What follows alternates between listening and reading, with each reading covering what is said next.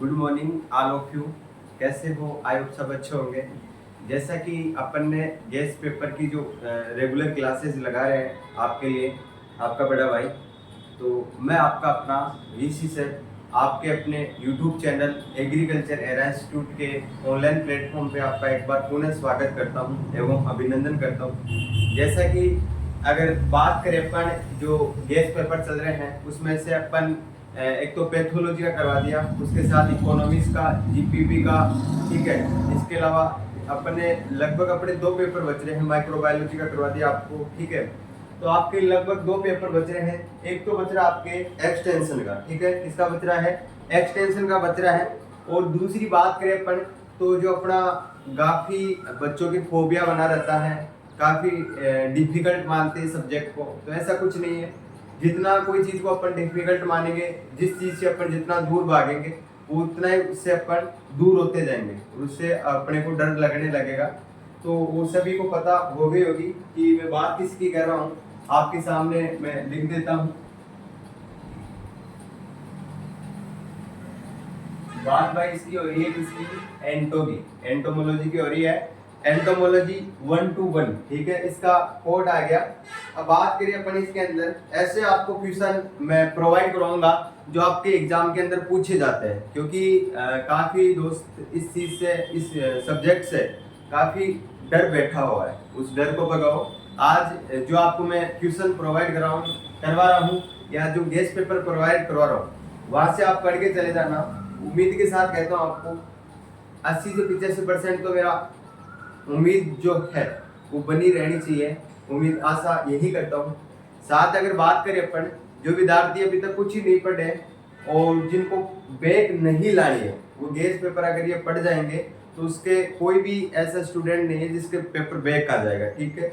और बात करें अपन तो कि जो ये पेपर जैसे देके आओगे उसके बाद में आप मेरे को जरूर बताना कमेंट बॉक्स में कि कितने क्वेश्चन आए थे, कितने परसेंटेज आए थे, आपका पेपर कैसा गया है, ठीक है। क्योंकि पिछला जो पेपर लगे हैं जितने भी फीडबैक बहुत अच्छा गया है। जितनी भी 5 यूनिवर्सिटी के लिए, ऐसा नहीं है कि पर्सनली अपने जोधपुर के लिए बना रहे हैं, बीकानेर के लिए बना रहे हैं, ऐसा कुछ नहीं है। पर्सनली किसी यूनिवर्सिटी के लिए नहीं है ये पेपर। जितनी भी अपने 5 यूनिवर्सिटी है और उनके आने वाले जितने भी अंडर में महाविद्यालय हैं उन सभी के लिए बनाए हैं सारी जो एरा टीम है वो एनालिसिस करके, ठीक है। अब अपन क्वेश्चनों की तरफ चलते हैं बिना समय खराब किए हुए, क्योंकि समय खराब करना सही नहीं है इस टाइम पे, क्योंकि आपके भी एग्जाम चल रहे हैं, ठीक है। और मेरे को भी आपके लिए गेस्ट पेपर नए नए कंटेंट प्रोवाइड करवाने पड़ते हैं, क्योंकि आप मेरे छोटे भाई बहन हो, इसलिए, ठीक है। अब जैसे परिभाषा की बात करें, डेफिनेशन के अंदर फर्स्ट क्वेश्चन डालते हैं अपन बाइनोमियल नोमेनिकल्चर। लिखो बाइनोमियल नोमेनिकल्चर, इसे बोलते हैं अपन द्विनाम पद्धति। द्विनाम पद्धति लिख लो यहाँ। द्विनाम पद्धति किसने दी थी बताना जरा, कमेंट बॉक्स में बताना। द्विनाम पद्धति किसने दी थी? द्विनाम पद्धति दी गई थी कैरोलस लिनियस के द्वारा। इसमें क्या होता है, एक तो जीनस होता है और एक इसकी स्पीशीज होती है। तो जैसे जीनस के अंदर अगर मान जीनस और स्पीशीज, इसमें क्या होना चाहिए, जो जीनस होता है उसका अक्षर, जो प्रथम अक्षर होता है वो क्या होना चाहिए, बड़ा होना चाहिए। और उसके बाद में जो स्पीशीज होती है, जो इसकी प्रजाति होती है, उसमें क्या होना चाहिए, स्मॉल होना चाहिए। जैसे बात करें अपन आपके जो मैंगो होता है, ठीक है, आम होता है, उसमें जो इसका बोटेनिकल नेम होता है वो क्या होता है, मेंजिफेरा इंडिका। इसमें मेंजिफेरा जो एम आता है वो कैपिटल आता है, उसके बाद में जो मेंजिफेरा है इंडिका है उसमें क्या होता है, स्मॉल आता है। तो इसकी मेंजिफेरा तो इसका जीनस हो गया और इसी की इंडिका क्या हो गई, इसकी स्पीशीज हो गई और क्या हो गई, प्रजाति हो गई, ठीक है। सभी को पता है। मैं फिर से आपको एक बार चीज बता देता हूँ कि जो आपको ये पेपर प्रोवाइड करा रहा हूँ, जहाँ से ही आपको ये क्वेश्चन, अभी कोई कमेंट में या फिर मेरे को पर्सनली कोई मैसेज ऐसा स्टूडेंट नहीं करेगा, क्योंकि आपको ये द्विनाम पद्धति, आपकी जो इंसेक्ट है उनसे संबंधित था सारे क्वेश्चनों की या सारी क्लासेज आपको प्रोवाइड करा रखा हूँ, 9 से 10 क्लासों की समथिंग, उसमें सारा निचोड़ है। तो कोई भी विद्यार्थी मेरे को मैसेज करके नहीं बोलेगा कि सर मेरे को इसके क्वेश्चन कहाँ मिलेंगे, कहाँ नहीं मिलेंगे। मैं एक चीज बता देता हूँ, जो ये गेस्ट पेपर आपको प्रोवाइड करा रहा हूँ, तो डिस्क्रिप्शन बॉक्स में जैसे ही आप जाओगे तो वहां पर आपको जो आपकी क्लासेज है उसकी प्लेलिस्ट मिल जाएगी एंटोमोलॉजी की, ठीक है। तो वहां पर आप जाकर चेकआउट कर सकते हो क्योंकि उसमें ऐसे ऐसे दे रखे हैं कि जो टॉपिक है, टॉपिक वाइज मैंने क्लासेस बना रखी है। तो आपको जैसे जाओगे तो आपको थंबनेल पे दिखाई देगा कि बाइनोमियल पद्धति के बारे में सारा दिखाई देगा। उसके बाद में जो इंसेक्ट है उसके अलग अलग पार्ट्स के बारे में अलग से दिखाई देगा, लेग्स के बारे में, माउथ के बारे में, सारे जितने भी इंसेक्ट है उनके पार्ट्स के बारे में, उसका क्लासिफिकेशन की अलग अलग क्लासेस दे रखी है। जो भी आपको किसी भी टॉपिक की लेनी है तो आप जाके देख सकते हो, चेकआउट कर सकते हो। और एक बार आपको पुनः बता देता हूँ, क्लास को ज़्यादा से ज़्यादा दोस्तों के पास शेयर करना, क्योंकि इस गेस्ट पेपर का सारे स्टूडेंट या सारे विद्यार्थी लाभ ले सके, ठीक है। इसके बाद में सिबलिंग स्पीसीज, एक स्पीसीज है उसका नाम है सिबलिंग। सभी करवाई हुई है, कोई विद्यार्थी मेरे को ऐसे नहीं बोल सकता सिबलिंग क्या होता है, ठीक है, क्योंकि हर क्लास में बताई हुई है सिबलिंग स्पीसीज, ठीक है। बोले तो प्रजाति। 3 नंबर का क्वेश्चन देखे फर्स्ट के अंदर, तो आपके हैं विंग्स वेनेसन, विंग्स वेनेसन, पंख, जानते हो ना पंख, विंग वेनेसन पंख। इसके बाद में दे रखा है 4 नंबर का जॉन्स्टन अंग, 4 नंबर में दे रखा आपके जॉन्स्टन अंग, ठीक है। 4 क्वेश्चनों की बात होगी। 5 नंबर का जो क्वेश्चन है नेक्स्ट आपके, वो है इंसेक्ट। इंसेक्ट की आपको परिभाषा देनी है कि इंसेक्ट किसे कहते हैं, ठीक है। ऐसे जो क्वेश्चन आपको मैं प्रोवाइड करा रहा हूँ, ऐसे कोई क्वेश्चन नहीं है कि आपको बताए हुए नहीं है या आपको क्लासेस इनकी नहीं करवा रखी है, ठीक है। सारे क्वेश्चन ऐसे हैं, बहुत इजी क्वेश्चन है, अगर जाके आप क्लास में देखेंगे एक बार तो आपको सभी समझ में आ जाएगा, ठीक है। इसके बाद में बात करें अपन निर्मोचन। जितने भी आपको ये वर्ड बोल रहा हूँ, जितनी भी आपको ये डेफिनेशन बोल रहा हूँ, वो सारी डेफिनेशन हर क्लास के अंदर आपको मिल ही जाएगी, ठीक है। तो अगर क्लास से देखोगे आप तो आपके पूरे क्वेश्चन आपको प्रोवाइड ये से मालूम मिल जाएंगे। 7 नंबर के क्वेश्चन में है टेक्सोनोमी। अगर टेक्सोनोमी की बात करें तो क्या पूछा है इसमें, वर्गीकरण या वर्गीकी। इसके बाद में है 8 नंबर क्यूटिकल। मेरे को ऐसे कैसे याद है, आपको मैं बताया था, एक उदाहरण दिया था आपको सर्प का क्यूटिकल से संबंधित। ऐसा कैसा याद है कि जब क्यूटिकल क्या होती है, शरीर की ऊपरी त्वचा होती है, ठीक है। एक जैसे जो सर्प होता है वो कुछ टाइम तक अपने ऊपर एक पन्नी टाइप रखता है, एक खोड़ी जिसे बोलते हैं अपन खोड़ी, जिससे क्या होता है क्यूटिकल का आवरण इसलिए रखा जाता है अपने शरीर पर, या इसलिए आता है क्योंकि जो बाहरी आघातें होती है उनसे बचाने के लिए, ठीक है। बाहरी कोई भी अपने जैसे कांटे वगैरह, ठीक है, किसी भी इंसेक्ट के द्वारा या फिर किसी भी जानवरों के द्वारा बचाने के लिए अपने को क्यूटिकल का आवरण पाया जाता है, ठीक है। ये बात होगी अपने इस क्यूटिकल की। 8 क्वेश्चन तो ये हो गए। अब इसके बाद में आपको नेक्स्ट बताता हूँ, सिबलिंग प्रजाति हो गई, ये आपके ये क्या है, पंख शिरा विन्यास हो गया। एक लिखो हाल्टर। 9 नंबर का जो क्वेश्चन है वो लिखो आप हाल्टर, ठीक है। इसके बाद में अनिषेक जनन। 10 नंबर का क्वेश्चन लिखो अनिषेक जनन, जिसे अपन बोल सकते हैं पार्थेनोजेनेसिस। अनिषेक जनन जिसे बोल सकते हैं अपन पार्थेनोजेनेसिस, ठीक है। नेक्स्ट लिखो आप अंडज जरायुज। अंडज जरायुज, अंडज जरायुज। इसके बाद में अगर बात करें नेक्स्ट, उसमें है उत्सर्जन। उत्सर्जन बात होगी जिसमें अपन जो वेस्टेज पदार्थ होते हैं उनको बाहर निकाला जाता है, वही ये यंत्र होता है उत्सर्जन। इसके बाद में है कंपाउंड आइज, बोले तो संयुक्त नेत्र। मेरे को ऐसे कैसे याद है, जब मैं क्लास से करवाता था उस टाइम पे आपको संयुक्त नेत्र के बारे में, क्यूटिकल के बारे में, ठीक है, उत्सर्जन के बारे में ऐसे एक एक टॉपिक को लेकर बताया था, एक एक शब्दों को लेकर मैं आपको बताया था। तो दोस्तों अगर एंटोमोलॉजी का पेपर आपको अच्छा चाहिए, ठीक है, और ओजीपी अच्छी चाहिए, तो आप क्लासेज जाकर एक बार जरूर देखो, क्योंकि अगर आप पहले क्लासेज नहीं देखोगे और गेस्ट पेपर डायरेक्ट देखोगे तो आपको कुछ नहीं समझ में आएगा, ठीक है। इसके बाद में टेक्सोनॉमी हो गया, ठीक है। अब नेक्स्ट चलते हैं अपन आगे। 13 क्वेश्चन हो गए। अब 2 नंबर का क्वेश्चन डालो, 2 के अंदर फर्स्ट क्वेश्चन डालो आप। पहला क्वेश्चन ये है आपके,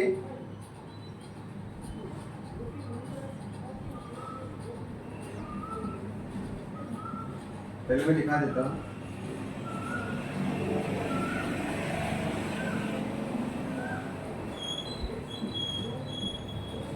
होलोपेनिस्यूटिक एंड, आपको डिफरेंट बताना है इनके बीच में, एंड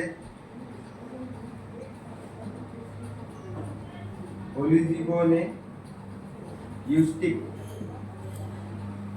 2 नंबर का क्वेश्चन है आपके, इनकम्प्लीट एंड कंप्लीटेड मेटामॉर्फोसिस।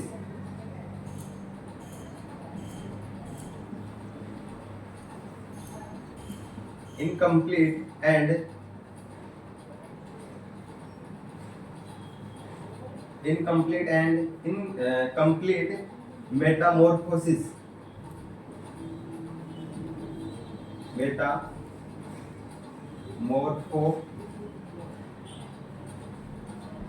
ठीक है, 2 क्वेश्चन कंप्लीट। अगर तीसरे क्वेश्चन की अगर बात करें अपन, तो 3 नंबर के क्वेश्चन में आपके हैं होमोपटेरा एंड हेटेरोपटेरा। होमोपटेरा एंड हेटेरोपटेरा।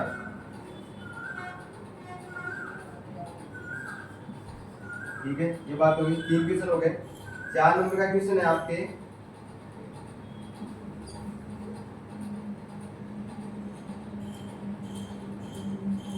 अपटेरिया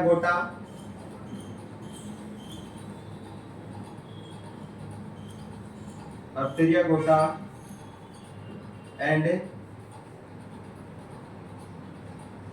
पटेरिया गोटा। ठीक है, 4 क्वेश्चन हो गए। इसके बाद में इंसेक्ट एंड मिटे, सॉरी 5 नंबर का लास्ट है,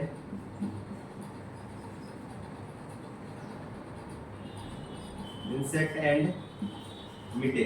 ठीक है, अब इंसेक्ट और मिटे के बीच में डिफरेंट बताना है। अगर इसके बाद में अगर बात करें अपन आगे,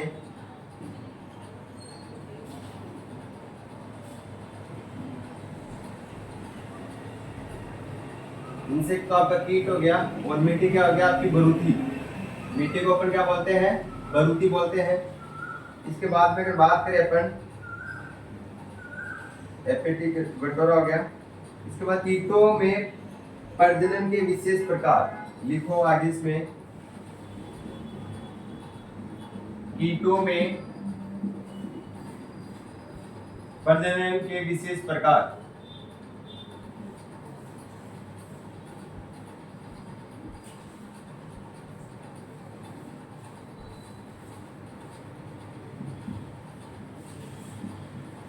विशेष, ये छोटो ही ये खत्म करो इसको। अब आप नेक्स्ट चलते हैं अपन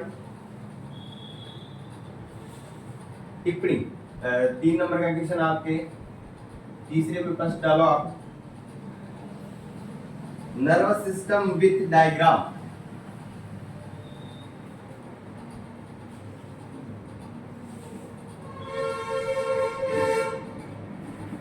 नर्वस सिस्टम विथ डायग्राम।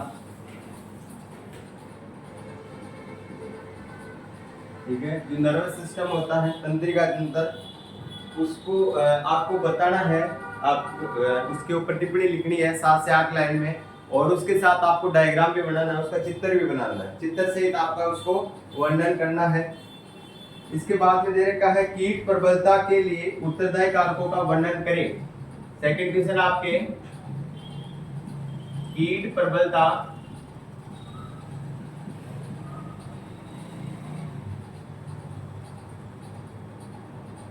के लिए उत्तरदायी कारकों का वर्णन करें। के लिए उत्तरदायी कारकों का क्या करें भाई, वर्णन करना आपको। ठीक है, वरना मैं नहीं करूंगा, आप खुद करोगे। आपको मैं क्लासेस दे रखा हूँ, तो पढ़े आप होंगे, ठीक है। और एग्जाम आपको देनी है, एग्जाम मेरे को नहीं देनी। इसके बाद में लिखो respiratory system in insect.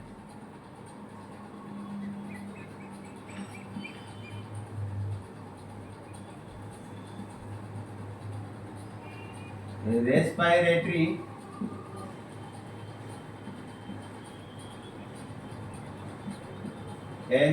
System in insect, ठीक है। 4 नंबर का क्वेश्चन डालो इसमें आप।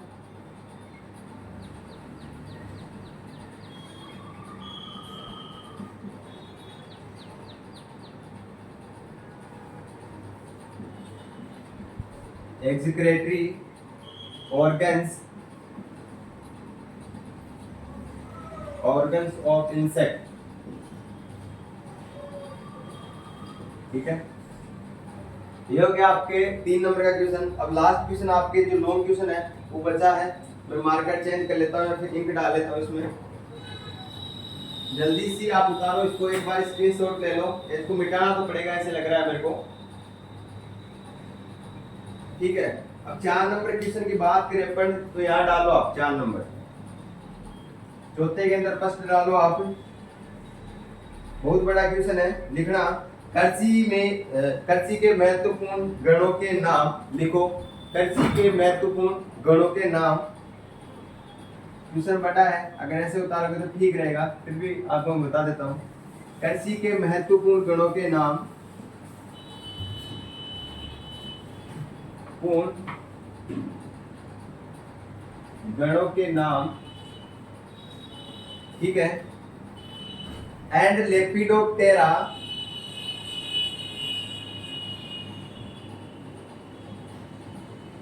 लेपिडोप्टेरा या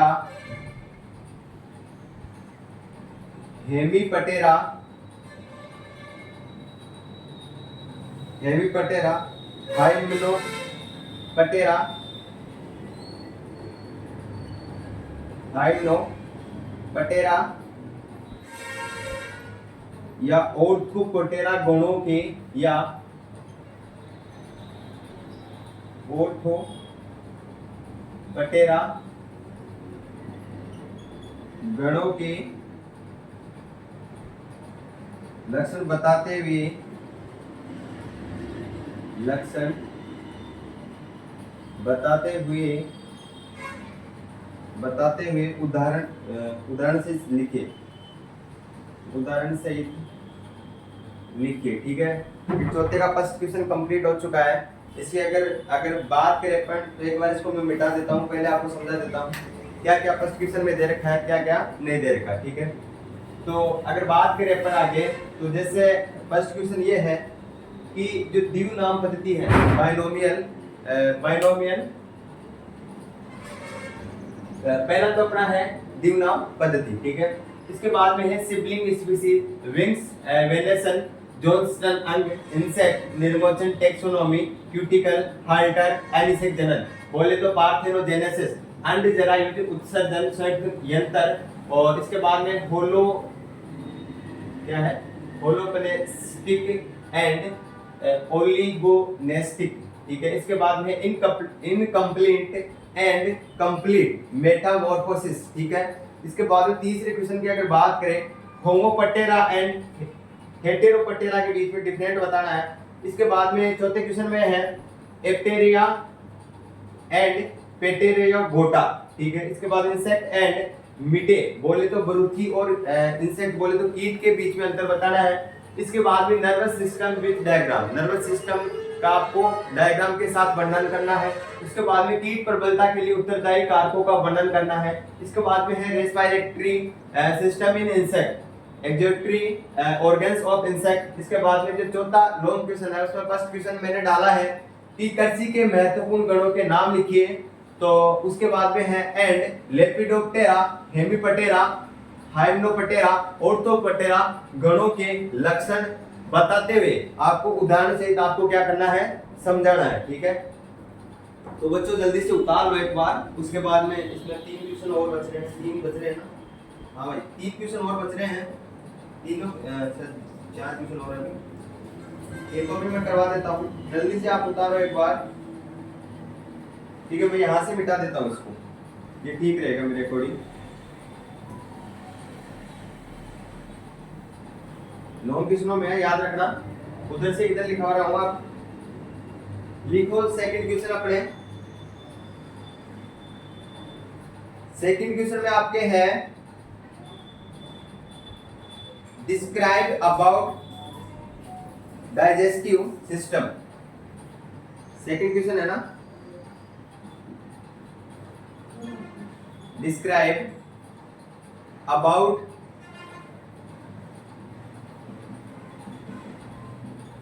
digestive system and blood circulation.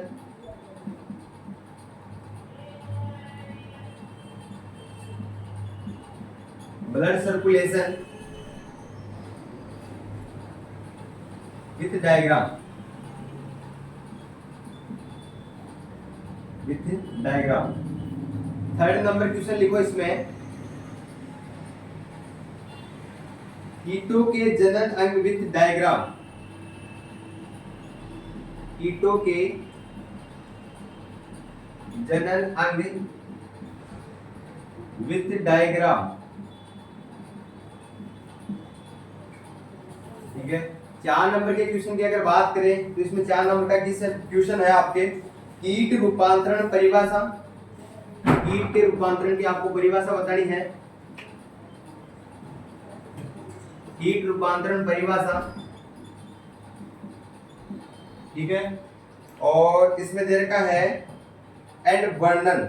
आपको कीट रूपांतरण की पहले तो डेफिनेशन बतानी है, उसके साथ ही साथ आपको क्या करना है, वर्णन करना है। एंड वर्णन बोले तो इसको विस्तार से आपको समझाना है, 2 से 2.5 पेज के अंदर, कोई नंबर नहीं काटेगा आपके। इसके बाद में टीडे का चित्र इम्पोर्टेंट है, और कई बार पूछा गया भी है टीडे का चित्र, बोले तो इंसेक्ट इन डायग्राम। ठीक है, तो अपना जो गेस्ट पेपर था वो कंप्लीट हो चुका है, एंटोमोलॉजी का भी, एंटो 121 का। ठीक है, और आपके जो सेकंड सेमेस्टर की अगर बात करें तो उसमें आपके 8 सब्जेक्ट या 9 सब्जेक्ट के समथिंग चलते हैं। उनमें से अगर बात करें अपन, तो जैसा कि आपके 2 पेपर बचे थे गेस्ट पेपर के, ठीक है, उसके अलावा मैंने सारे पेपर आपको प्रोवाइड करा चुकी हूँ। तो अब बात करें अपन, जैसा कि आपके एक्सटेंशन का बचा था, एंटो का बचा था, तो आपका एंटो का भी फिनिश हो गया, कंप्लीट हो चुका है, और अब बचा है एक्सटेंशन का। अगर आपका प्यार और सपोर्ट मेरे को दिखा, या फिर जैसे पिछले पेपरों को आपने मेरे को प्यार और सपोर्ट दिखाया, अगर वैसा अगर आपका प्यार और सपोर्ट मिलता रहा तो आपको एक्सटेंशन का पेपर भी बहुत जल्द आपको प्रोवाइड करवा दूंगा। ठीक है, और उम्मीद करता हूँ आपके जो पिछले पेपर दिए हैं आपने वो बहुत अच्छे गए होंगे, और जो नेक्स्ट पेपर दोगे या फिर आगे की जो आप पेपर दोगे, ठीक है, वो बहुत अच्छे जाने चाहिए, उम्मीद यही करता हूँ। और मैंने जो क्वेश्चन आपको प्रोवाइड करा रहा हूँ, एसएटी ऐसे कैसे क्वेश्चन मिल रहे हैं, 80 से 85% एसएटी ऐसे कैसे मिल रहे हैं। ठीक है, तो आप कमेंट बॉक्स में छाप कर बताया करो कि आज के पेपर में कितने क्वेश्चन मिले। ठीक है, और जरूर फीडबैक देना। और अपन नेक्स्ट जो आपका गेस्ट पेपर रहेगा वो रहेगा आपके एक्सटेंशन का। ठीक है, जब तक आप सभी अपनी तैयारी को ऐसे ही मजबूत बनाए रखें, क्योंकि अपना जो 6 महीने का सफर था, अगर वो ऐसे ही खराब कर देंगे एक दिन के लिए, तो फालतू में 6 महीने का नुकसान हो जाएगा। ठीक है, तो आपको मैं बार बार नहीं बताने की आवश्यकता है, तो जो स्टूडेंट अभी तक 6 महीने नहीं पढ़े, तो अपना जो एरा संस्थान के द्वारा या एरा टीम के द्वारा जो एनालिसिस करके जो पेपर प्रोवाइड करा रहे हैं, ठीक है, उसको अगर पहली नाइट आप अगर पढ़ के जाओगे तो उसमें मैं इतनी गारंटी के साथ कह सकता हूँ कि आपके बैक पेपर नहीं आएगा। ठीक है, जीपी तो दूर की बात है, जो स्टूडेंट अच्छे से पढ़ा है उसको तो पेपर बहुत अच्छा गया होंगे। इसके बाद में अगर किसी ने नहीं पढ़ा अभी, तो आप एक बार गेस्ट पेपर जरूर पढ़ के जाना, क्योंकि इसके अंदर से आपके पूरे मतलब सही तो नहीं होंगे, बट आपकी बैक आने के चांस बहुत कम हो जाएंगे। और काफ़ी स्टूडेंटों के कॉल मैसेज भी आ रहे थे कि सर इसको एंटोमोलॉजी का पेपर प्रोवाइड करो, क्योंकि जिसको क्या है कि एक तो इसका डर बैठा हुआ है, इसका एक एंटोमोलॉजी ऐसी सब्जेक्ट है कि फोबिया बना हुआ है। ऐसा कुछ नहीं है, कोई भी चीज़ से अपन जितना दूर भागेंगे उतनी अपने को दूर होती जाएगी। ठीक है, तो फालतू ज्ञान ना देकर अपन सेशन को यहीं समाप्त करते हैं। तो सभी को best of luck. Thank you.